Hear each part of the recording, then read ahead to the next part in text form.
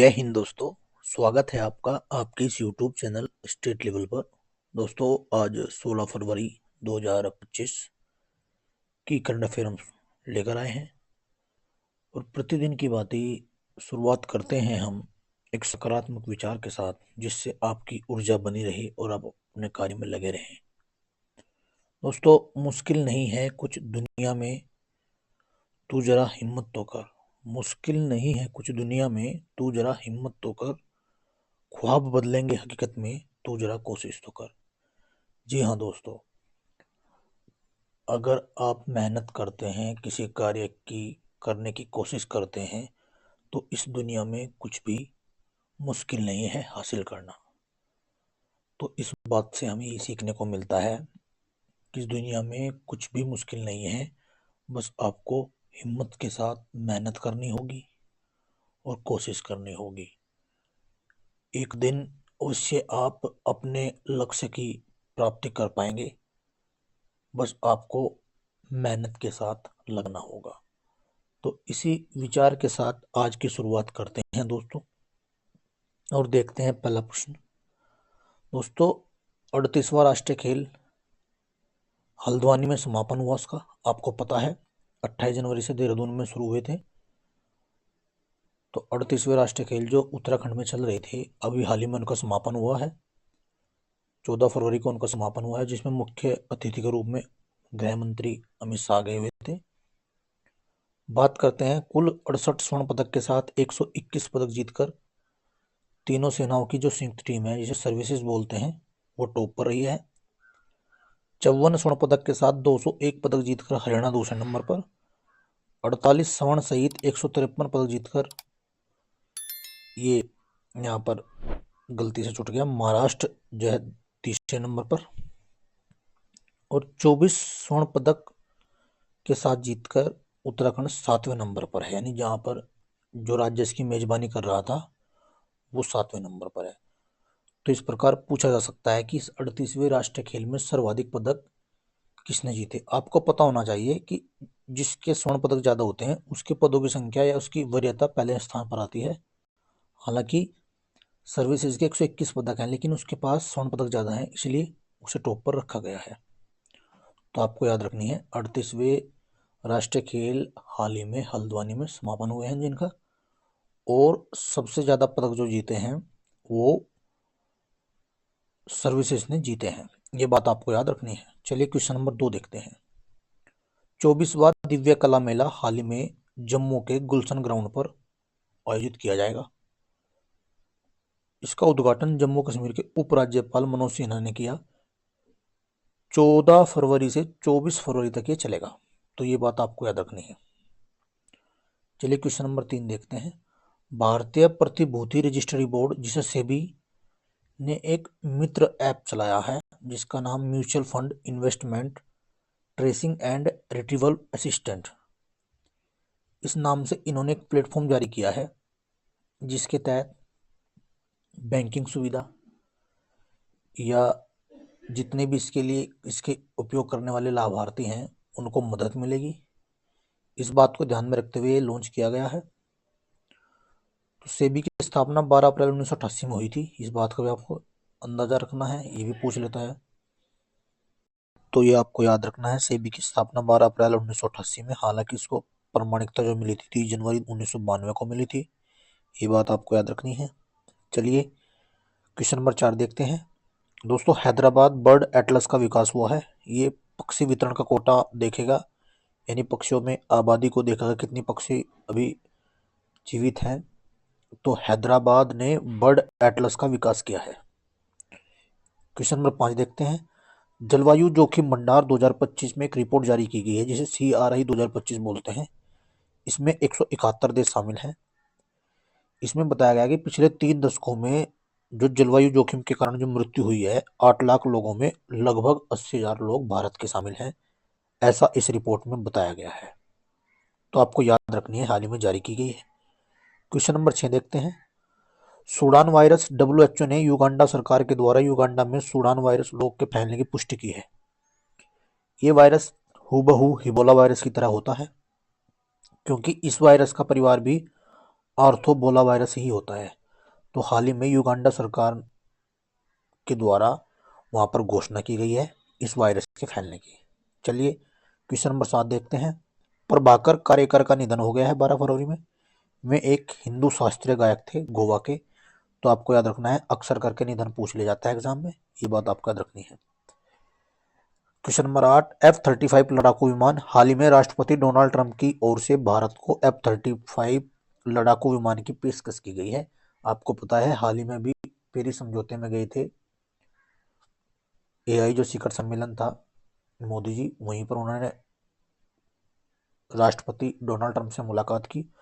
तो उसी मुलाकात के दौरान डोनाल्ड ट्रंप ने उनको एक F-35 लड़ाकू विमान की पेशकश की है, ये बात आपको याद रखनी है। चलिए क्वेश्चन नंबर 9 देखते हैं। चीन दक्षिण चीन सागर में पहला गहरे पानी वाला अंतरिक्ष स्टेशन बनाएगा, ये बात आपको याद रखनी है।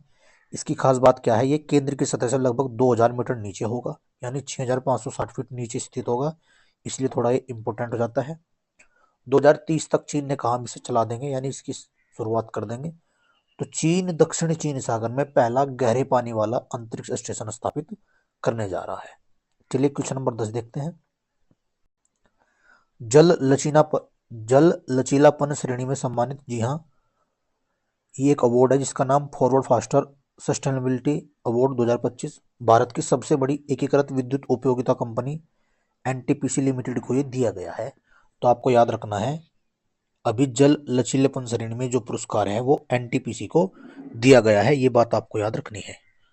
चलिए दोस्तों, आज के 2 प्रश्न देख लेते हैं, फिर उसके बाद देखते हैं सितंबर का रिवीजन। पहला प्रश्न है, अमेरिका खुफिया समुदाय का नेतृत्व करने वाली पहली हिंदू कौन बनी है? पहला प्रश्न ये है। दूसरा प्रश्न आपको बताना है, PM सूर्य घर जो मुफ्त बिजली योजना है, PM सूर्य घर, उसकी शुरुआत कब हुई थी, किस सन में हुई थी, किस तिथि को हुई थी, ये आपको कमेंट करके बताना है। अब देखते हैं सितंबर का रिवीजन। दोस्तों 18 सितंबर तक हो गया, अब देखते हैं 19 सितंबर से। 19 सितंबर 2024 को WHO ने किसे कुष्ठ रोग मुक्त होने वाला दुनिया का पहला देश घोषित किया? तो जॉर्डन। भारत कब तक अपना भारतीय अंतरिक्ष स्टेशन स्थापित करेगा? 2028 तक। टाइम पत्रिका की 2024 की सर्वश्रेष्ठ कंपनियों की सूची में कौन सी कंपनी शीर्ष पर रही? एप्पल। अजरबैजान ग्रैंड प्रिक्स किसने जीता? ऑस्कर पियात्री ने। 19 सितंबर 2024 को किस राज्य के मुख्यमंत्री द्वारा नई MSME नीति का शुभारंभ किया गया? Telangana. Miss India world wide 2024 का टाइटल किसने जीता? ध्रुवी पटेल ने। 20 सितंबर 2024 को किस राज्य सरकार ने ऐतिहासिक संपत्ति क्षति वसूली अधिनियम लागू किया है? उत्तराखंड ने। 20 सितंबर 2024 को किसने 14वीं हॉकी इंडिया जूनियर पुरुष राष्ट्रीय चैंपियनशिप जीती? पंजाब ने। 20 सितंबर 2024 को कहां खुले जल में तैराकी अभियान का उद्घाटन किया गया? तो पता है आपको, अंडमान निकोबार में। 19वें दिव्य कला मेले का उद्घाटन ये विशाखापट्टनम में हुआ था।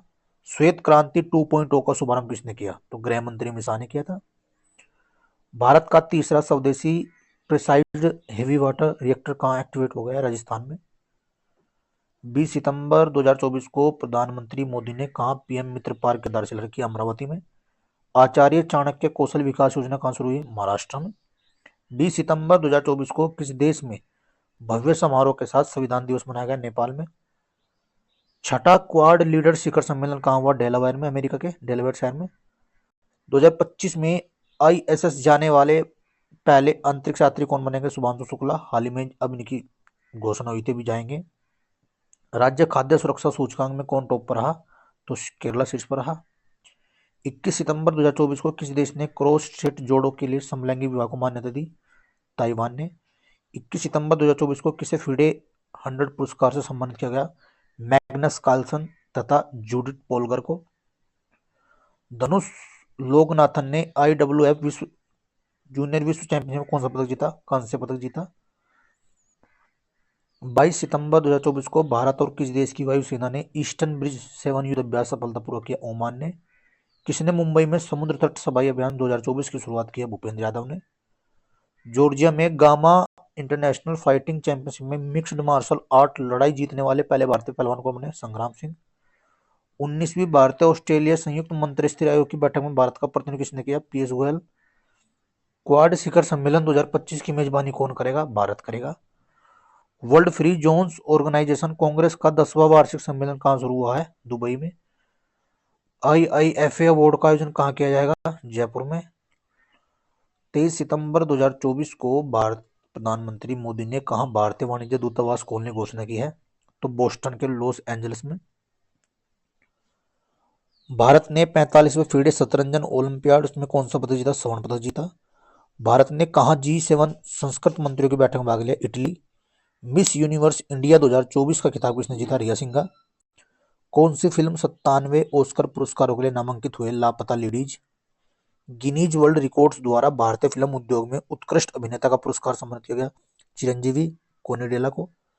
24 सितंबर को भारत में विमानन मंत्रालय ने किस नई एयरलाइन को मंजूरी दी है? संकेयर, जो कि उत्तर प्रदेश में है। प्रधानमंत्री मोदी ने कहा समिट ऑफ द फ्यूचर को संबोधित किया? न्यूयॉर्क में। यूके संसद में ग्लोबल प्रेस्टीज अवार्ड से सम्मानित किया गया विनोद बच्चन को। टाटा स्टील ने कहा देश का सबसे बड़ा ब्लास्ट फर्नेस चालू किया है? ओडिशा। जगत गुरु संत श्रेष्ठ तुकाराम महाराज इंटरनेशनल एयरपोर्ट का नाम किया जाएगा? पुणे एयरपोर्ट। और किस राज्य में पहला गैस आधारित यलहंका गैस बिजली संयंत्र चालू किया जाएगा? दोस्तों, कर्नाटक में। ये था सितंबर का रिवीजन, और प्रतिदिन हम करंट अफेयर में सितंबर का रिवीजन जोड़ रहे थे। इससे पहले अक्टूबर, नवंबर, दिसंबर, और अब हम जनवरी से फिर शुरू करेंगे। तो ऐसे ही प्रतिदिन करंट की क्लास देखते रहिए आप, ये आपके लिए हेल्पफुल साबित होती है। तो दोस्तों, आज की इस वीडियो में सिर्फ इतना ही। पढ़ते रहिए, मुस्कुराते रहिए। जय हिंद, वंदे मातरम।